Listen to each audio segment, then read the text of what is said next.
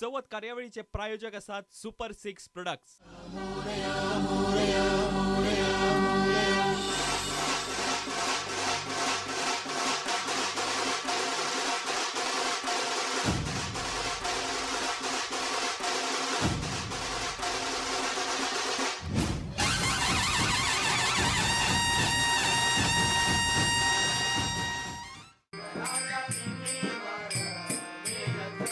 Sim, Portugal está calor de abrasar, em Goa chove, mas não pensem que é menos divertido. É a altura dedicada a deus muito interessante. Corpo de homem, 4 braços e uma cabeça de elefante. Ouvem-se foguetes por todo o lado, visitam-se os amigos, dança-se, é uma alegria.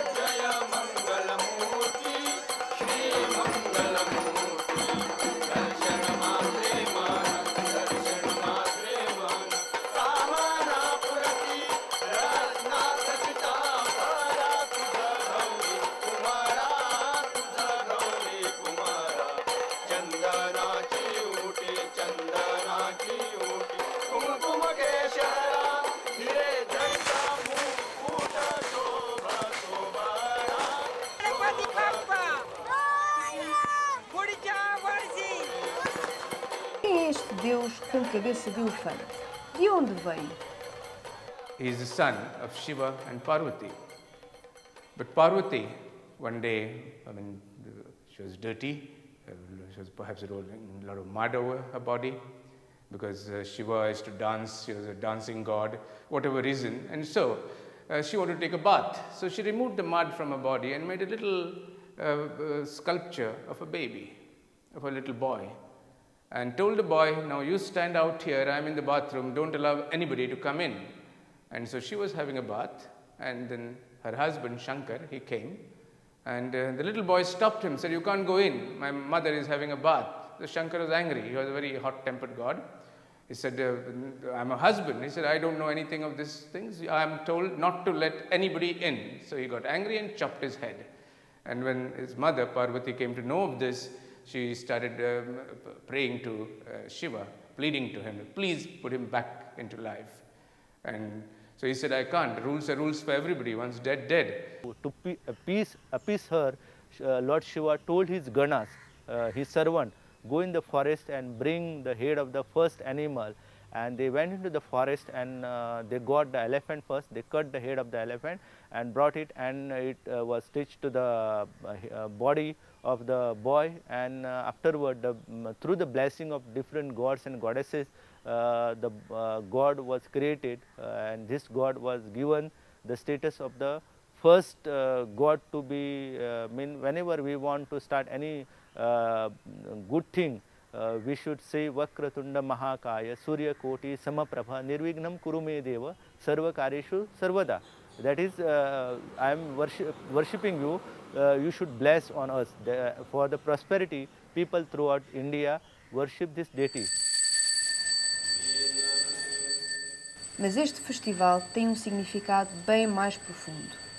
Mais importante do que as orações a Ganesh é o elemento com que todo o ser humano se funde à terra. The Parvati represents the Mother Earth. So this Parvati actually, during the rainy season, gives out the shield, and this shield to be collected to show the respect for this clay. The worship of Mother Earth begin in the form of the clay idol of the Ganpati. Throughout world, you may belong to any religion or any cult. Finally, clay is important, because this clay possesses a lot of creative value, and this creative value of the clay should be worshipped. And that is why Sant Kabir has rightly said, Mati kahi kumar se tu kyun rondhe mohe, ek din aisa avega main rondhungi tohe. Finally, this clay is important. You may cremate a person, or you may burn a person, or you can bury a person. Finally, we become one with the clay. All religion, all faith, all this is there in the world, but the clay is important. So through Ganesh, we in Goa are invoking the worship wherein our forefather told, protect this clay. This clay is important. Ganesh has been very popular in Goa, especially in Maharashtra. These two states, Ganesh is the kind of a presiding deity. And all of us as kids used to go to our ancestral home. So my father, for example, was working in Margao as a teacher, and our ancestral home is in Keri. So the whole process of hiring a taxi or going by the Carrera from Margao to Keri, which is the extreme northern tip, crossing 2-3 rivers, sometimes going in a boat, the whole thing we looked forward to. I once remember as a kid of 10 years old, we even had to take a bullock cart to go from Chopde to Keri, because there was only one bus which left at 6 o'clock, and if you missed that bus, there was no other bus till next day 6 o'clock. So we hired a bullock cart and we went to Keri. Na minha infância, eu lembro-me que íamos visitar as casas dos nossos amigos hindus, esses deuses que eram estranhos para nós, né? Para nós, das famílias cristãs, que eram cheios de cor e de perfumes de incenso e esses doces, que eram doces, muito doces. Tudo era uma coisa muito mais... Era como uma festa cristã multiplicada por 1000. Né? Durante a minha infância já se festejava, mas agora eu ouço dizer, por exemplo, que antes disso era uma coisa às escondidas. E eu me lembro de uma coisa, eu me lembro que a gente submergia, havia muita gente que submergia o Ganesh nos poços pessoais, né? Das casas deles próprios. E, portanto, eles eram obrigados a fazer todas essas coisas às escondidas. Even with a lot of restriction, people continued their faith with the Ganpati, and in Panjim and around area, we have the references by Lopez Mendes in his book about the celebration of Ganpati. So our forefathers also told me certain stories wherein the people continued the tradition even during the Portuguese rule of worshipping Ganpati. In 1894, Lokmanya Tilak, the veteran Indian freedom fighter, in order to bring the people together, he started the Sarvajanik Ganeshotsav, that is a public celebration of Ganpati. Before that, there was never this tradition of public Ganesh festival. It was actually a political statement by Tilak. That's because the British were not allowing gatherings of big gatherings. But British never interfered in the religious activities of people. So Tilak decided to use Ganesh Chaturthi, the festival of Ganesh, to get people together and to spread the message of nationalism, and basically to encourage the freedom for struggle for freedom. This is how it started. Through Maharashtra, the tradition came in Goa, and in some areas like Parra, in Margao, during after liberation, people started celebrating on a large scale. Earlier, this tradition was not there in Goa. After liberation, it got more popularity, and today in Goa, even in villages, people are worshipping deity in public places. A dança é um elemento importante em qualquer cultura e em Goa não é exceção. O fugri é uma dança tipicamente tradicional em que só entram mulheres. Convidaram, não resisti e entrei na roda.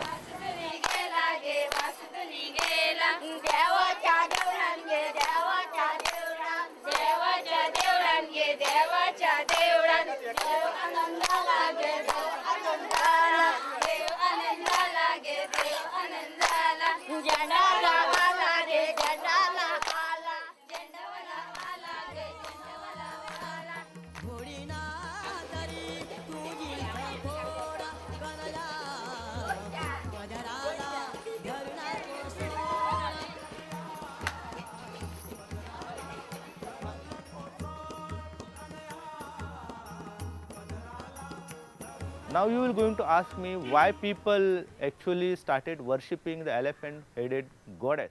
We have agriculture. Agriculture that is the silt-based cultivation called Prudent, which is done in the river bed, and then we have the zoom cultivation or called as a shifting cultivation. So all these people, they were doing their agriculture mostly before the discovery of the ploughing in the hilly area. So these people actually were facing losses mainly because of the elephant, because elephants were coming and attacking their field. Now you can see the people or in the religion evolved only with the fear or the anxiety. So here they thought that worshipping of elephant will going to keep away the threat of the elephant raid. So they started worshipping elephant. And why actually you know that the mount of Lord Ganesh is the rat or the mouse, and the main reason is also rat and elephant both were creating problem for this agriculturist people for their agricultural, and that is why they thought that mouse along with the elephant are worship that will going to protect their forest. O que à primeira vista parece ser uma simples exibição de fruto e hortaliça da época, tem na verdade uma função mais importante: ensinar a geração mais nova o valor da natureza, aquilo que ela oferece. People wanted that this knowledge should be transmitted from one generation to another generation, and there was no other way by which they can impart this knowledge except religion, because during those days there was no process of the formal education, mostly informal education was there. So Matoli was one of the mean of informal education, wherein the people were older people, they were going into the forest and they were telling to their younger generation that this is the so and so tree, pluck the leaves of the tree, roots of the tree, flowers of the tree. Matoli is a little square, sort of a wooden kind of a bracket which they put on the top of Ganesha, and all the fruits and flowers of the season from the fields and from the hills are tied there. So it's kind of a sign of fertility of the earth. So Ganesh is a god of fertility of earth. Earlier it was made of a wooden frame, and people used to bring all the seasonal fruits, roots, shoots, and they used to tie it to the canopy. And the main reason for tying all these fruits, roots, shoots, leaves to the Matoli, because Ganesh is the deity related with the environment and ecology.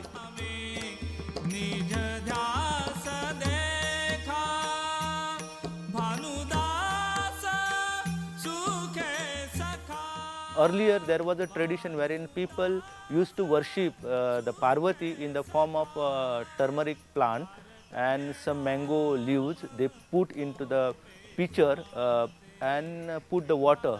So, but there are some villages where people are not worshipping during Savat, the Ganpati, they worship only Shiva and Parvati. In India we have the tradition, not only in Goa but throughout India we have tradition that coconut is representing Shiva, and you know that coconut has a small on the top there are mark are there 3 mark.